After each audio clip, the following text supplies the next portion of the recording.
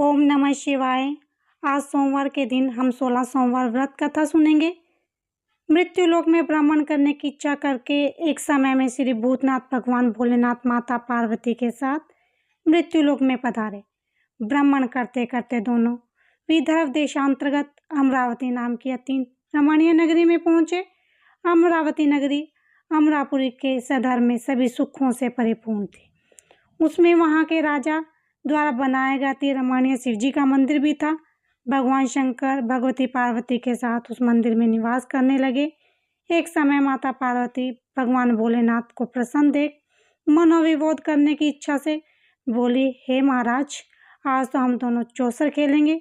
शिव जी ने प्राण प्रिय की बात को मान लिया और चौसर खेलने लगे। उसी समय मंदिर का पुजारी ब्राह्मण मंदिर में पूजा करने आया। माता पार्वती ने पुजारी से प्रश्न किया, पुजारी जी बताओ, इस बाजी में हम दोनों में से किसकी जीत होगी? बिना विचारे ब्राह्मण जी ने बोल दिया कि महादेव की जीत होगी। थोड़ी देर के बाद बाजी समाप्त हो गई। पार्वती की जीत हुई। पार्वती जी को बहुत गुस्सा आया और ब्राह्मण को झूठ बोलने के कारण श्राप देने चली।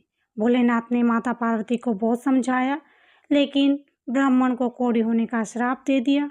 कुछ समय के बाद पार्वती जी के श्राप से पुजारी के शरीर में कोढ़ पैदा हो गया।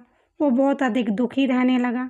पुजारी को श्राप का कष्ट भोगते हुए जब बहुत दिन गुजर गए, तब एक दिन देवलोक की अप्सराएं शिव जी की पूजा करने के लिए उसी मंदिर में पधारी। पुजारी के कोढ़ के कष्ट को देखकर उन्हें बड़ी दया आई। उन्होंने उसे रोगी होने का कारण पूछा। पुजारी ने निसंकोच सारी बातें बता दी। वे अप्सराएं बोली, हे पुजारी, अब तुम अधिक दुखी मत होना। भगवान शिव तुम्हारे सारे कष्टों को दूर कर देंगे। तुम बस व्रतों में श्रेष्ठ सोमवार का व्रत भक्ति भाव से किया करो। पुजारी ने अप्सराओं से नम्रतापूर्वक षोडश सोमवार व्रत की विधि पूछी।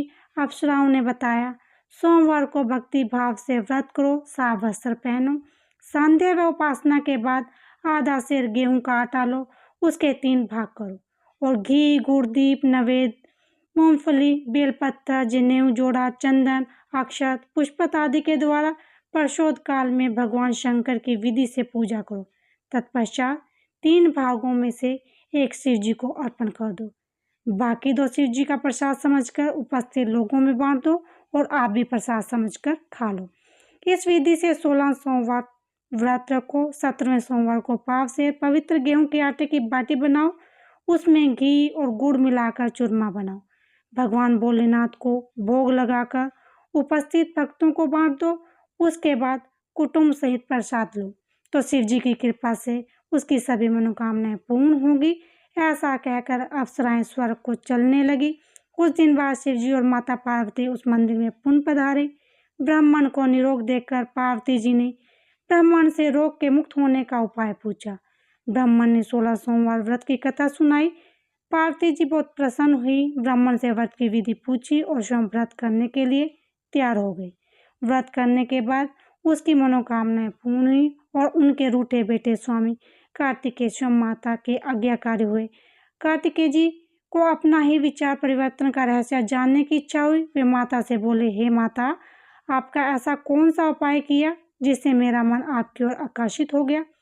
पार्वती जी ने वही षोडश सोमवार व्रत कथा उसको सुना दी। कार्तिकेय जी ने कहा, इस व्रत को मैं भी करूंगा, क्योंकि मेरा प्रिय मित्र ब्राह्मण बहुत दुखी दिल से परदेश गया है। मेरी उसे मिलने की बहुत इच्छा है। कार्तिकेय जी ने भी इस व्रत को किया और उसका प्यारा मित्र मिल गया। मित्र ने इस आकस्मिक मिलन का वेद पूछा तो कार्तिकेय जी बोले, हे मित्र, हमने तुम्हारे मिलने की इच्छा से 16 सोमवार का व्रत किया। अब ब्राह्मण मित्र को अपने विवाह की बड़ी चिंता हुई। उसने कार्तिकेय से व्रत की विधि पूछी और यथाविधि व्रत करने लगा। व्रत के प्रभाव से जब उसके कार्य में विदेश गया तो वहां राजा की लड़की का स्वयंवर था। राजा ने प्रण किया था कि जिस राजकुमार के गले में जब हथनी माला डालेगी, मैं उसी के साथ अपनी प्यारी बेटी का विवाह कर दूंगा। शिव जी की कृपा से वह ब्राह्मण भी स्वयंवर देखने की इच्छा से राजसभा में एक और बैठ गया। नियत समय पर हथनी आई और उसने जयमाला उस ब्राह्मण के गले में डाल दी। राजा ने अपनी प्रतिज्ञा के अनुसार बड़ी धूमधाम से अपनी कन्या का विवाह उस ब्राह्मण के साथ कर दिया। ब्राह्मण को बहुत साधन और सम्मान देकर संतुष्ट किया। ब्राह्मण सुंदर कन्या पाकर सुख से जीवन व्यतीत करने लगा। एक दिन राजकन्या ने अपने पति से प्रश्न किया, हे प्राणनाथ, आपने ऐसा कौन सा भारी पुण्य किया था जिसके प्रभाव से अत्रि ने सब राजकुमारों को छोड़कर आपका आह्वान किया। ब्राह्मण बोला, हे प्राण प्रिय, मैंने अपने दोस्त कार्तिकेय जी के कथनानुसार 16 सोमवार का व्रत किया था। इसके प्रभाव से मुझे तुम जैसी रूपवती पत्नी की प्राप्ति हुई। इस व्रत की महिमा सुनकर राजकुमारी को बड़ी हैरत हुई। वह भी पुत्र की कामना करने के लिए व्रत करने लगी। शिव जी की कृपा से उसके घर में एक अति सुंदर, सुशील, धर्मात्मा और विद्वान पुत्र उत्पन्न हुआ। माता और पिता उस देव पुत्र को पाकर अधिक प्रसन्न हुए और उसका लालन पालन बड़ी अच्छी प्रकार से करने लगे। जब पुत्र समझदार हुआ तो एक दिन उसने अपनी माता से प्रश्न किया, हे माता, तुमने कौन सा व्रत और तप किया था जो मेरे जैसा पुत्र तुम्हारे गर्भ से उत्पन्न हुआ? उसकी माता ने 16 सोमवार व्रत कथा पुत्र को बताई। पुत्र ने सब तरह के मनोरथ को पूरा करने वाले सरल व्रत को सुना और वह भी राज्य अधिकार पाने की इच्छा से हर सोमवार को यथाविधि व्रत करने लगा। और व्रत शुरू होने के बाद एक देश के वृद्ध राजा ने दूतों के आकर उनको राजकन्या के लिए आह्वान किया। राजा ने अपनी बेटी का विवाह ऐसे स्वरगुण संपन्न ब्राह्मण युवक के साथ करके बड़ा सुख प्राप्त किया। वृद्ध राजा के दिवंगत हो जाने पर इसी ब्राह्मण को सिंहासन पर बैठाया गया, क्योंकि दिवंगत राजा के कोई पुत्र नहीं था। राजा का उत्तराधिकारी होकर भी वह ब्राह्मण पुत्र 16 सोमवार का व्रत करता रहा। जब 17वां सोमवार आया तो विप्रपुत्र ने अपनी प्रियमता से पूजन सामग्री लेकर शिव पूजा के लिए शिवालय में चलने को कहा, परंतु उसकी पत्नी ने उसकी आज्ञा की परवाह न की। दास दासियों द्वारा सब सामग्रियां शिवालय में भिजवा दी, परंतु स्वयं नहीं गई।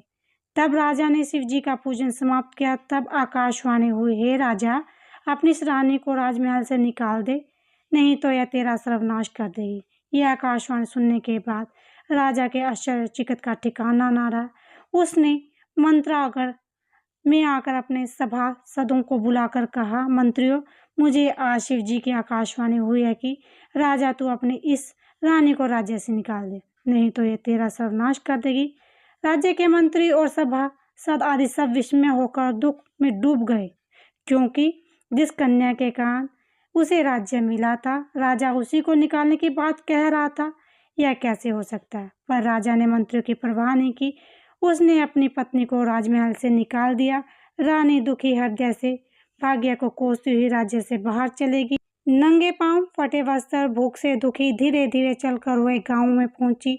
वहां एक बुढ़िया सूत काट कर बेचने जाती थी। रानी की करुण दशा देखकर बोली, चल तू मेरे साथ सूत बिकवा दे, मैं बूढ़ी हूँ, भाव करना नहीं जानती हूँ। यह बात सुनकर रानी ने बुढ़िया के सिर पर सूत की गठरी उतार कर उसके सिर पर रख दी। थोड़ी देर बाद आंधी आ गई। बुढ़िया का सूत पोटली से उठ गया। बेचारी बूढ़ी और पछताती रह गई। उसने रानी को अपने से दूर रहने को कहा। उसके बाद रानी तेली के घर गई तो शिवाजी का प्रकोप के कारण तेली के सभी मटके चटक गए। तेली ने भी राजा को अपने घर से निकाल दिया। बहुत दुख से दुख उठाती रानी एक नदी के किनारे गई। नदी का सारा जल सूख गया। उसके पश्चात रानी एक जंगल में गई। वहां सरोवर में पानी पीने गई। हाथ में स्पर्श होते सरोवर का नील कमल के समान जल असंख्य कीड़े में होकर गंदा हो गया।